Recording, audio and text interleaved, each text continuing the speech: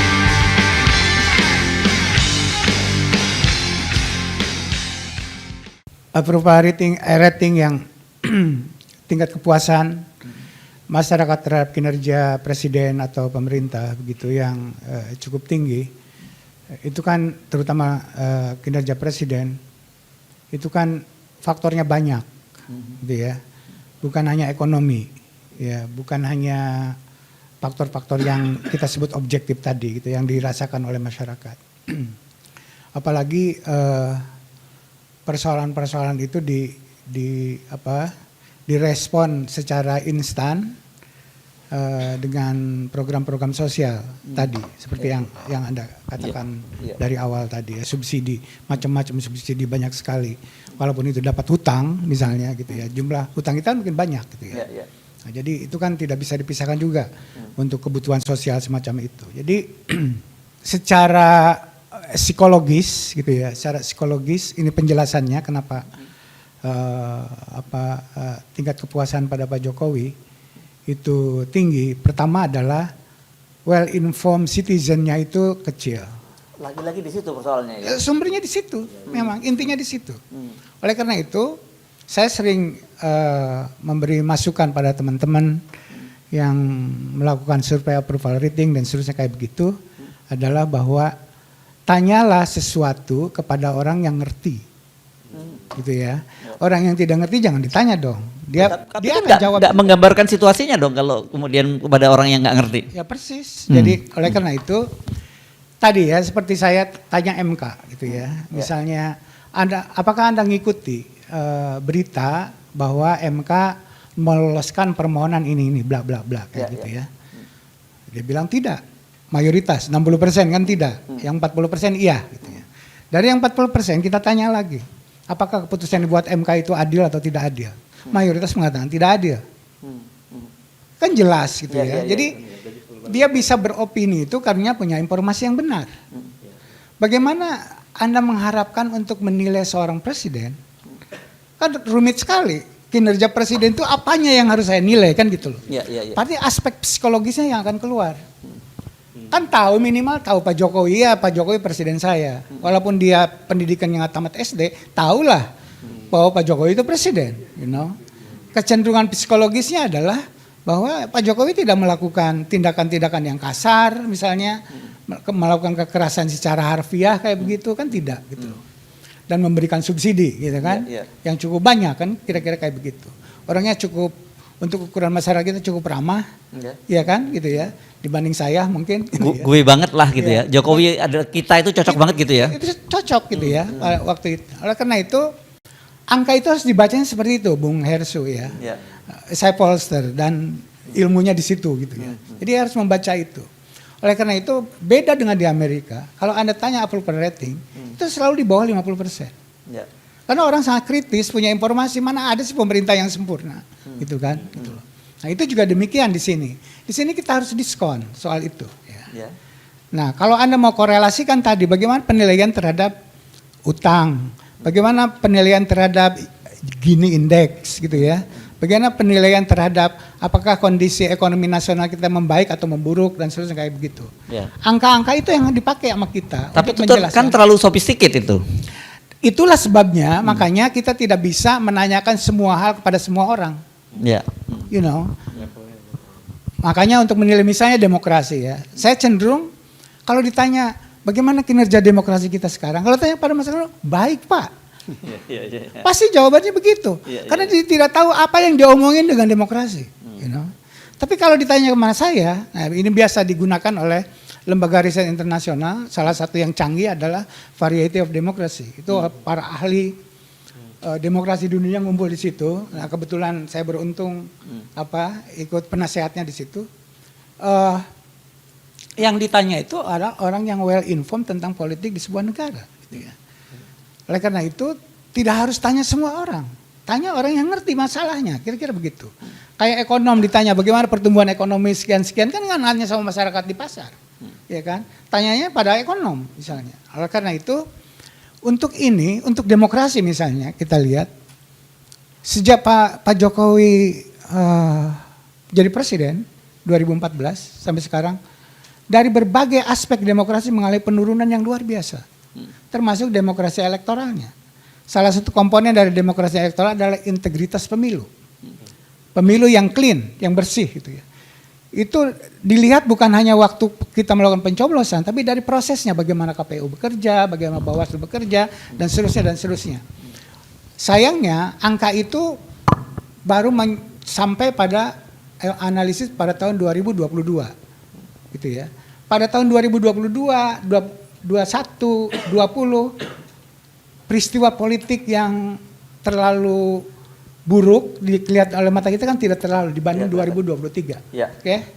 Oleh karena itu saya punya hipotesis nanti tahun depan gitu ya atau pertengahan tahun ini akan keluar evaluasi terhadap kondisi kita 2023. Dugaan saya kita akan makin nyungsep gitu ya.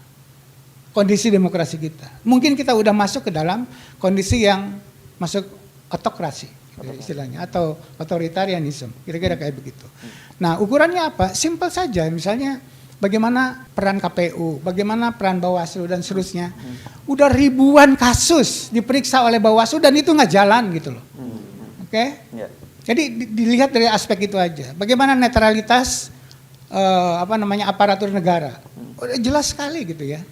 Bagaimana polisi terlibat, laporan di media kita ikutin tiap hari kayak begitu.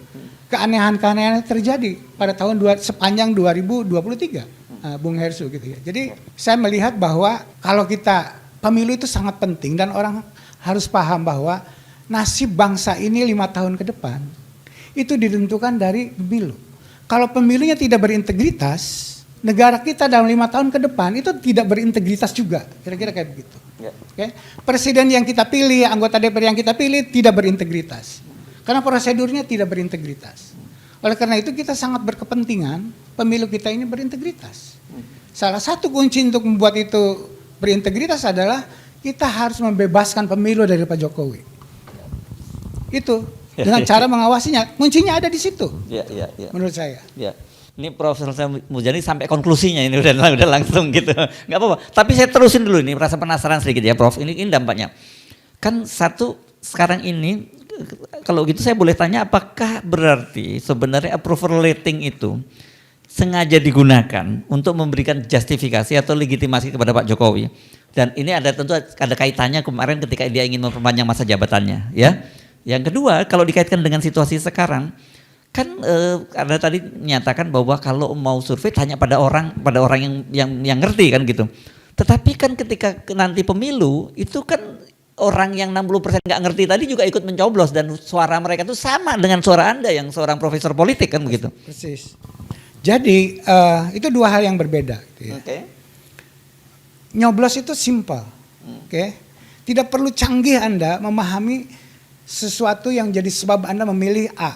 Ya. Memilih Anies, memilih Ganjar atau memilih Pak Prabowo. Ya. Tidak perlu canggih-canggih gitu. Cukup dikasih uang 50.000 udah selesai. Kan gitu loh. Ya. Tapi kalau ditanya bagaimana kinerja Pak Jokowi, wah itu lain lagi ceritanya, Bung, gitu ya. Nah oleh karena itu, tapi tidak salah, cuma harus hati-hati membacanya, gitu ya. Bahwa Anda menanyakan kinerja pemerintah, kinerja presiden pada orang yang tidak ngerti, gitu ya. Kita akan dapat datanya AEO kayak begitu ya. Yang dia tidak ngerti masa tapi ngomong ya bagus, gitu kan. Jadi yang 80% itu data AEO itu ya? AEO itu, gitu ya. Maksud saya, Oke. sebagian ya itu. Ya. Itu adalah gambaran objektif Ya. masyarakat kita ya begitu. Tidak salah. Ya. Kita menanya pada mereka bahwa mereka tidak well informed person, Oke. sehingga kondisi sekarang pun dianggap positif. Ya. Itu fakta. Oke. Gitu ya, bahwa ada 80% orang yang approval rating pada Pak Jokowi-nya bagus, itu fakta. Gitu ya. Ya. Dan saya tidak argue dengan teman-teman ini, cuma bagaimana memahami yang 80% itu sesungguhnya gitu. Anda harus diskon besar-besaran di situ. Gitu. Ya. Nah itu satu. Kedua, tapi juga menjelaskan dalam beberapa hal walaupun tidak mayoritas. Karena kalau 80% itu diterjemahkan secara full sebagai dukungan terhadap Pak Jokowi dan Pak Jokowi mendukung Prabowo, yang milik Prabowo harus 80% juga, tapi kan enggak. Ya. Setidaknya belum 50% kan gitu ya, sampai hari ini. Itu artinya apa? Ada sesuatu di situ. Yang faktor yang membuat orang milih itu bukan hanya karena faktor Pak Jokowi, tapi jelas bahwa orang mendukung Prabowo itu karena Pak Jokowi. Ini pemilu Pak Jokowi, bukan pemilu Prabowo. Ya. Jadi Anies sama Ganjar itu berhadapan dengan Pak Jokowi, bukan dengan Prabowo. Prabowo udah lewat sebenarnya gitu. Tapi karena Pak Jokowi masuk dengan kekuatan yang 10 tahun ini gitu ya, dengan segala plus minus tersebut, tapi kebanyakan masyarakat di lapisan bawah menyukai Pak Jokowi, harus diakui itu secara objektif. Itu yang terjadi. Dan karena mereka umumnya tidak well informed person atau citizen tersebut gitu. Itu sebabnya. Jadi oleh karena itu bukannya menanya kepada orang yang tidak well informed tidak penting, tapi minimal itu menggambarkan secara objektif beginilah. Gitu. Masyarakat kita melihat penguasanya ada masalah seperti ini, ada MK seperti ini tidak tahu, gitu kan. Tapi mereka punya hak untuk milih. Betul. Hak saya dengan hak beliau yang tidak tamat SD sama, nilainya cuma 1, gitu kan. Betul, ya. Karena itu simpel kalau memilih gitu. Dan itu soal mobilisasi. Sekarang saya dengar calon-calon itu punya kesulitan untuk mobilisasi pemilih. Ya, betul. Karena mereka tidak punya resources. Resource-nya udah dimonopoli oleh negara, gitu kan. Biasanya resource itu datangnya kan dari orang-orang kaya. Ya. Orang kaya takut membantu Anies maupun membantu Ganjar gitu. Iya kan? Karena takut diperlakukan yang tidak diinginkan oleh negara. Dan itu wajar aja. Dan itu artinya kita udah berada pada titik otoritarian atau negara otokratik. Ya. Oke. Nah, ini serem ini ya. Situasinya serem ya. Jadi pokoknya kalau kalkulasi manusia gitu ya. Ya nggak mungkin dimenangkan oleh lawan dengan Pak Jokowi itu dalam situasi ini karena dia kan. Nah pertanyaan berikutnya, apakah bisa saya simpulkan atau kita simpulkan persisnya dengan dari statement Anda tadi, sebenarnya Pak Prabowo itu hanya digunakan sebagai bridging, jembatan untuk Pak Jokowi sendiri melanggengkan kekuasaan dan dalam hal ini adalah Gibran. Ya. Kalau itu kedua-duanya lah ya. Kedua-duanya. Nah, Prabowo sangat ingin jadi presiden tentu saja. Oh, sama-sama menikmati lah itu ya. Sama-sama punya kepentingan dalam hal ini. Jadi menurut saya tidak bisa dikatakan Pak Prabowo itu digunakan, siapa menggunakan siapa itu kan dalam hal ini tidak berlaku gitu ya. Gibran punya kepentingan ingin jadi wakil presiden jelas gitu ya. Pak Jokowi ingin anaknya jadi wakil presiden jelas gitu ya. Itu nggak bisa ditutupi lagi. Pak Prabowo udah berulang-ulang nyalon gitu ya, dan sekarang kesempatan ada orang yang mau membantunya, dan itu adalah kesempatan. Menurut saya kedua-duanya berkepentingan untuk memenangkan pilpres ini, dan sampai hari ini setidaknya saya tidak tahu apakah akan 1 atau 2 putaran, itu soal yang lain lagi. Tapi sampai hari ini Pak Prabowo sangat powerful menurut saya. Dukungan massa terhadap Prabowo sangat kuat. Karena tadi sangat jelas Pak Prabowo itu jadi kuat itu karena di belakangnya ada Pak Jokowi. Itu trennya jelas sekali. Makin jelas Pak Jokowi mendukung Prabowo, maka dukungan rakyat terhadap Pak Prabowo semakin kuat. Begitu misalnya ada saat di mana Pak Jokowi tidak jelas kepada siapa, itu jadi kabur kembali. Nah sekarang tidak ada momen-momen yang tidak jelas itu menurut saya. Udah sangat eksplisit berada di belakang Pak Prabowo. Karena itu kemudian Anda tadi langsung konklusinya ya Pak Jokowi itu harus dimaksudkan itu ya. Itu alasannya kenapa mesti dilakukan itu ya? Bukan soal untuk mencegah Pak Prabowo berkuasa, bukan soal itu. Tapi lagi-lagi ini soal integritas pemilu. Karena apa? Yang saya khawatir misalnya ada pemilu 2014 gitu ya. Ketika Pak Jokowi waktu itu presiden Pak SBY gitu ya. Pak SBY kebetulan partainya waktu itu tidak bisa berkoalisi dengan PDI Perjuangan untuk mendukung Pak Jokowi. Saya tahu Pak SBY ingin mendukung Pak Jokowi waktu itu. Tapi itu tidak terjadi. Tapi tidak ada indikasi-indikasi yang menunjukkan Pak SBY menggunakan negara untuk mendukung Prabowo waktu itu. Ya kan? Relatif netral waktu itu. Nah, oleh karena itu justru Pak Jokowi kemudian yang itu adalah oposisi partainya PDI Perjuangan terhadap Pak SBY gitu ya, memenangkan Pilpres waktu itu. Itu indah menurut saya. Itu legitimate waktu itu, pemilunya punya integritas sehingga kemudian situasi politik bisa terjaga. Yang saya takut adalah dengan kekisruhan dalam proses ini, setidaknya sepanjang 2023 ini, orang kemudian menjadi tidak percaya pada hasil pemilu. Walaupun jumlahnya tidak mayoritas, tapi orang 45% atau 40% itu kan banyak dari total pemilih, ya kan? Itu banyak. Orang bikin keributan itu nggak perlu 40%. Cukup 1 juta aja di Jakarta turun ke jalan, bakar-bakaran ribut. Itu yang aku takut. Karena orang tidak percaya pada hasil pemilu, maka solusinya adalah ribut. Itu akan kemana-mana. Ya risikonya gitu. Itu yang saya, oleh karena itu untuk menyelamatkan negeri ini adalah kuncinya dalam waktu yang dekat ini adalah menyelamatkan pemilu. Bagaimana caranya pemilu ini bisa dipercaya hasilnya. Oleh karena itu sumber-sumber yang bisa menciptakan ketidakpercayaan harus dijauhkan dari pemilu. Itu Bung Hesu.